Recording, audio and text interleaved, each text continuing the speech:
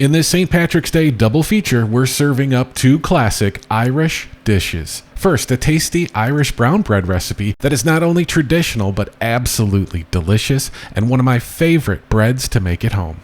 Then we'll take on a hearty and savory shepherd's pie that will become your new favorite Irish dish. This is a very easy brown bread in my opinion. It's a quick bread, and we'll start it off with the Irish beer, 1 bottle of Guinness. So you'll need a large bowl for all the wet ingredients, and to that Guinness, we're going to add in buttermilk, melted butter, and vanilla extract. Whisk those wet ingredients together in the bowl, and then in a separate large bowl, sift together all-purpose flour, some whole wheat flour, along with baking powder, baking soda, and kosher salt, although the salt will not sift, so I'm not exactly sure why I did that, but we also need to bring some oats and brown sugar to the party and mix the dry ingredients together with a spoon. By the way, I will have the recipe down in the description box below. So add your wet to the dry and combine until a nice batter is formed. Kind of similar to how like a banana bread would be.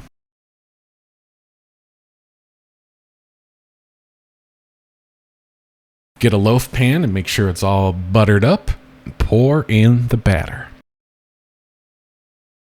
We'll give it a little sprinkle of oats on top for good luck. And we'll preheat the oven to 450, but when it's ready, we'll turn it down to 400 and cook the bread for 45 minutes. You do want to use a rack and cool it for 10 minutes before you try removing it from the pan. Then take it out and continue to cool on a rack for about an hour. I know, it'll be very tempting to try some, but you want to let it cool down before slicing. And enjoy it with some butter, but make sure it's Irish butter. The only thing that can make this better would be enjoying a slice of this with a scoop of shepherd's pie. This has got a lot of garlic in it. The filling will need a couple of cloves, and the mashed potatoes will need about 8 cloves, so a whole bulb of garlic is basically needed. Peel 10 cloves of garlic, and if there's like a big thick end on them, you can just trim it off, because for the mashed potatoes, we're going to leave the garlic whole, and when you get them all set, ready to go, throw them in a large stock pot. 4 large russet potatoes is the perfect amount of topping for our pie. Peel them, cut them in half lengthwise, and cut each half into 2 pieces. Cover the potatoes and garlic with cold water, bring them to a boil, and cook for like 10-15 minutes. When the potatoes are cooking, it's a good time to cut up everything else. You'll need 4 to 5 carrots, peeled and chopped into same size pieces. And by the way, if you haven't already, click subscribe, click the bell so you don't miss out on future Cooking with Chris videos. We'll also need 1 onion chopped. These potatoes are going to have some cheddar in them as well. Always use freshly grated cheese when you can. It tastes better, it melts better, it's just better. You can use whatever cheddar you want, but I went with an Irish whiskey Irish cheddar that I found at Costco. It's pretty mild, not bad, but just wish it had a little stronger cheddar taste to it.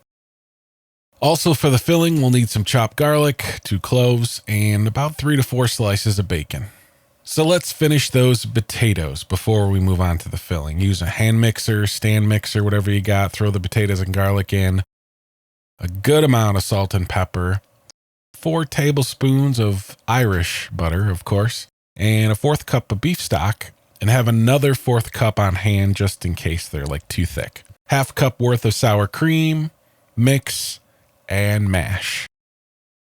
Check for seasoning, adjust if you need to, and then when they're mashed to your liking, nice and smooth is best, add in that shredded cheddar and mix it in. So you want to keep the potatoes warm too until you're ready to top your pie with them. It'll just make it easier to work with later on. So the filling, starting in a large pan. You don't need like a super big one, but one with some sides to it because we're going to have a lot in there. Like a nice cast iron skillet would be great. Get that bacon going, and you want to get it to the stage where it's crispy but still chewy. And I want to use some of that bacon fat, but there's like a 1/2 cup going on in there. So I just put it in a measuring cup and then put back a few splashes. Then added the onion. You want to cook it till it's translucent, but you don't need to cook it all the way because it's going to spend some time in this pan. Once the onions have gotten going, you want to add 1 pound of ground lamb if you want shepherd's pie, or 1 pound of ground beef if you want cottage pie. That's the difference.